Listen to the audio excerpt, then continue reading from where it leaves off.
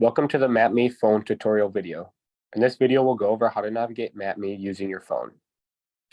Using the same link provided as the desktop version, viewer.mapme.com/STEMexpo, you'll be given the campus map shown here. The main difference between the phone and desktop version is the menu is on the bottom.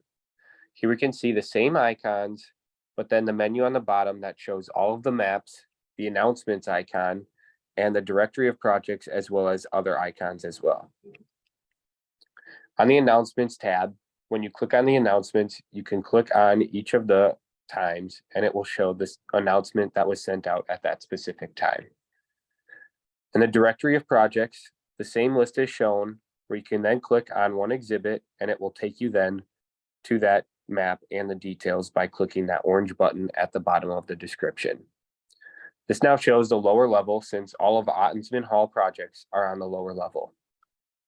By clicking on this pin, the Pearls of Plastic Solution, we see the room number, the title, the time, which is all day, and then the description.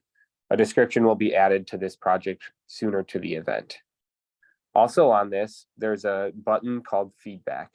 By clicking on this, you can provide us quick feedback on how you thought the project was. So if you enjoyed it, and then if you rate it on a scale of 1 to 10. This is a quick and easy survey that we appreciate you filling out, so we have feedback on how our event went.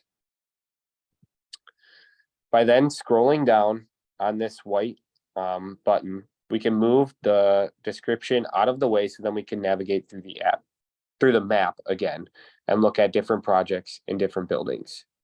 One thing that I highly recommend is using the target icon in the top right corner of my screen.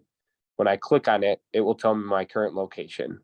So I'm currently located in Busby Hall, and it will show me all the projects in Busby Hall. Now, since I'm only looking at Ottensman Hall projects on the lower level, it doesn't show any of those. But if I go back and I click on the second level and click on the target icon again, it can show me which projects that are nearby, and then I can use that to navigate throughout the building and throughout campus as well.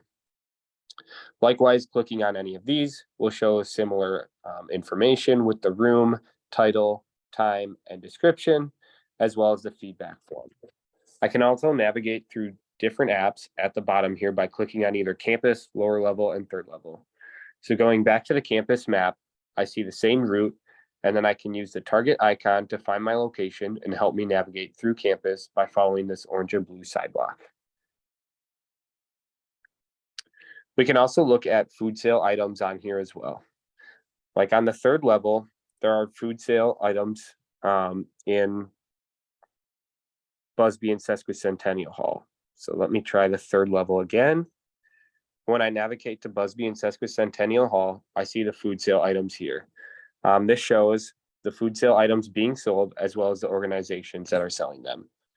If I want to get back to the main menu of the specific map that I'm on, I can continue to click the back arrow.